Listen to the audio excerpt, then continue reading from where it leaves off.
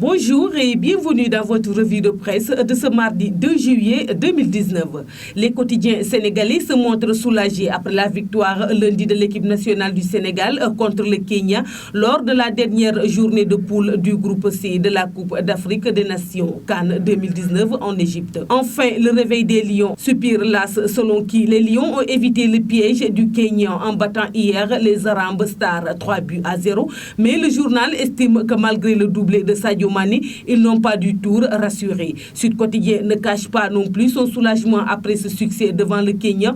Enfin, des Lions affichent le journal en manchette. D'après le journal, le Sénégal n'a fait qu'une bouchée de la sélection kenyane sans argument face à l'envie des Lions, cette fois déterminés à laver l'affront subi face à l'Algérie le 27 juin dernier. Le quotidien Enquête jubile à son tour en qualifiant la victoire des Lions de net et sans bavure. Le journal explique que le salut est venu des ailes avec deux latéraux en feu, tout en annonçant que le Sénégal retrouvera l'Ouganda en huitième de finale ce vendredi. Ce quotidien indique que selon le sélectionneur Aliou Cissé, on doit être beaucoup plus agressif devant les buts adverses. Pour Vox Populi, les Lions sauvent leur crinière. Enfin, ils ont joué et séduire par la qualité de leurs prestations. Relève le journal, il informe au passage que c'est la fin du CAN pour le gardien Edouard Mendy, victime d'une fracture au doigt. Sur un tout autre plan, Le Soleil révèle que depuis le 1er juillet, sur la base de son nouveau PIB, le Sénégal est classé parmi les pays à revenus intermédiaires par la Banque mondiale, confirmant ainsi le gouvernement.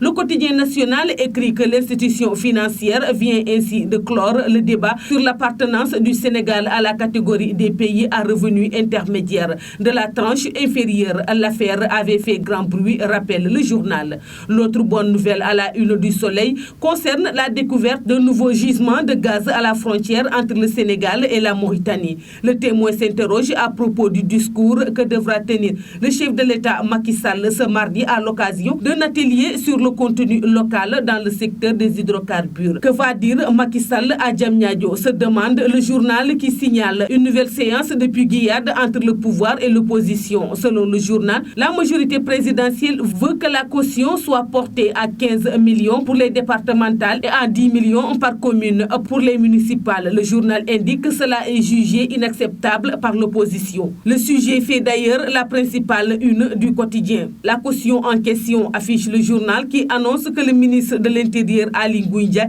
tranche demain mercredi. C'est dans ce contexte que Walf Quotidien relève que l'ancien président Abdoulaye Wade dit niet à toute prorogation du mandat des élus. C'est tout pour la revue de presse parvenue à la rédaction du groupe Média du Sud. Merci de nous avoir écoutés. Quant à moi, je vous donne rendez-vous demain. Au revoir.